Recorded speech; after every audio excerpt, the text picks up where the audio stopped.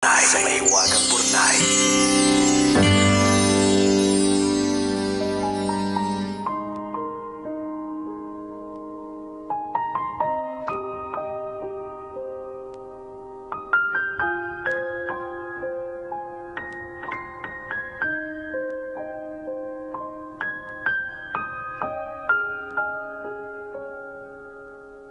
Isang maningning na hapon sa nag-iisang kumikinang inang Nicole Ayala. At sa kasama niyang kumikinang na ulo, Diego Bandido. Itago niyo na lang ako sa pangalang Thea, single mom, miserable, malungkot, at nayayamot sa buhay. Pero masugid na tagapakinig ninyo. Sumulat ako para ibulalas ang kinikimkim kong sama ng loob. Baka sakaling umayos ang lagay ko pagkatapos. Baka magkaroon ng liwanag ang buhay. Baka magkaroon ng silay ng mga ngiti sa aking mga labi. Nakalimutan ko na yatang ngumiti sa loob ng mahabang panahon. Nagsimula ang lahat nang makipaghiwalay ako sa asawa ko 10 years ago. Wala naman kaming malalang pinag-awayan. Bilang isang stay-at-home mom, napagod lang ako nang magkaanak kami. Tinutulungan naman niya ako kapag humihingi ako ng tulong sa mga gawaing bahay at pag-aalaga ng bata, pero hindi ako nakontento. Naging demanding ako at na-burnout siya. Alam niyo yung kasabihang, ibinigay na ang kamay pero gusto buong braso. Akong ako. Sinubukan niya pang ayusin pero nilayasan ko siya. Sexy na kasi ako ulit at maganda pa. At feeling ko, madami pa namang ibang maglalaway sa akin. Umakbang ako palayo at hindi na lumingon pa. Pinanindigan ko na co-parenting na lang kami. Nag-asawa ulit ang ex ko. Ang nakakainis. Di hamak na bata sa akin, nasa 30s lang. Sariwa at mas maganda din. Nagkaanak na din sila at may sarili ng bahay. Yung anak ko, gustong-gustong pumunta sa kanila. Nagseselos ako. Kinuha na lahat ng babaeng yon ang lahat ng dapat ay sa akin. Asawa ko, yung anak ko, yung buhay na dapat ay ine-enjoy at nakasanayan ko. 41 years old na ako ngayon pero mukha na akong senior citizen na malapit ng matuyo. Parang natatawa naman ako sa... parang mas natatawa naman ako kaysa parang mas nahabag. Ano ba yan? Nananaba, may wrinkles, mag-isa, at miserable. Nagkaroon naman ako ng mga karelasyon dati pero hindi nagtagal. Ayaw yata ng mga lalaki ng matandang babae na may anak tulad ko. Mabuti pa yung mga lalaking may anak na. Mas madaling makahanap ng bago. Mabuburo na yata ako hanggang sa huling hininga ko. Salamat sa pagbasa ng sulat ko at pakiramdam ko, may kadamay ako. Ang inyong tagapakinig, Thea.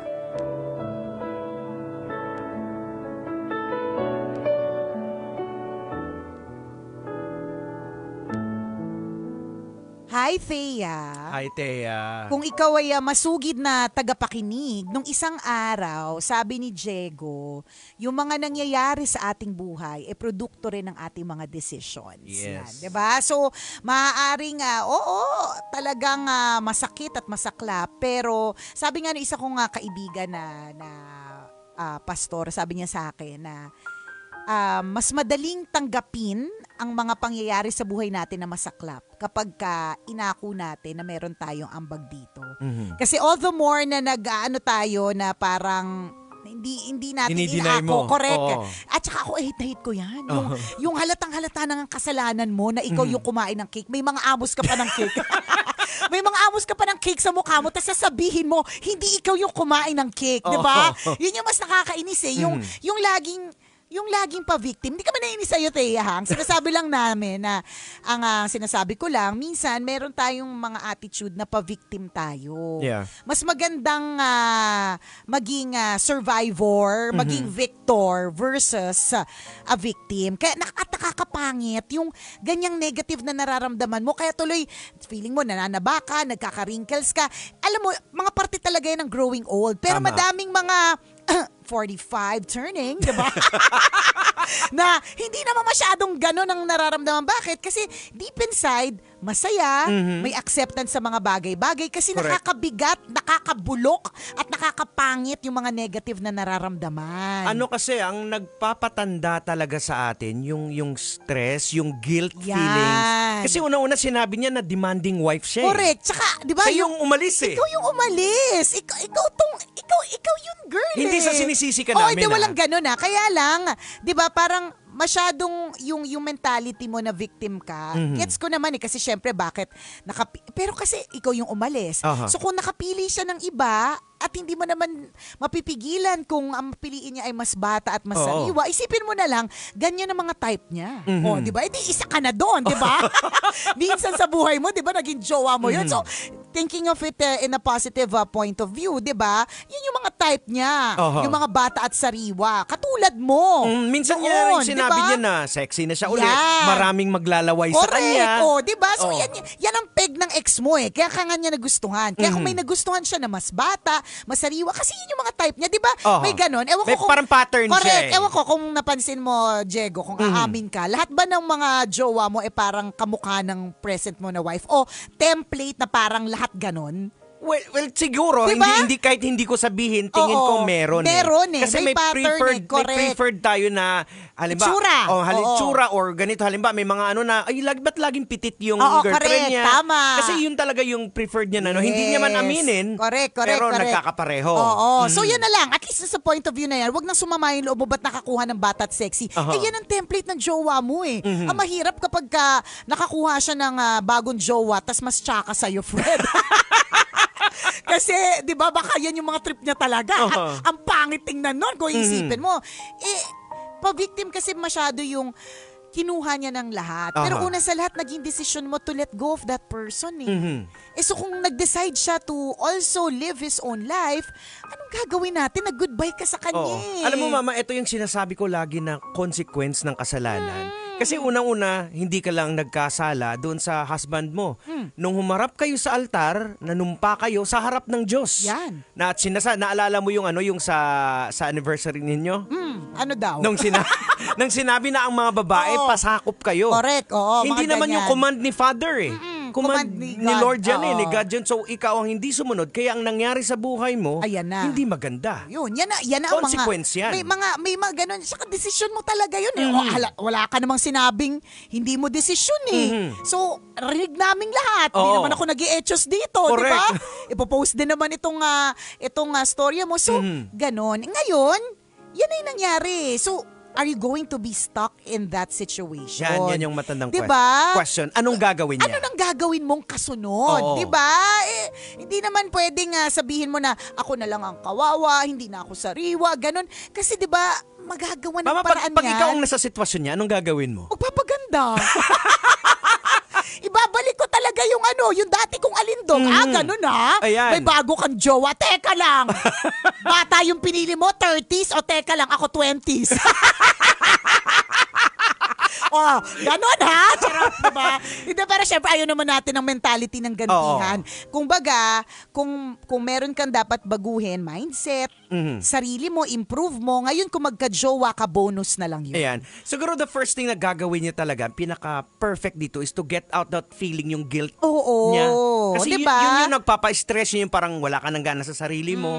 Kumbaga, ihingi mo ng tawad sa Panginoon and then, sarili mo, patawarin mo yung sarili mo. Correct. Kasi tapos na wala na tayong magagawa Oo. Ito yung literal na don't cry over the spilled milk. Natapon na Wala na, Tapos oo. na.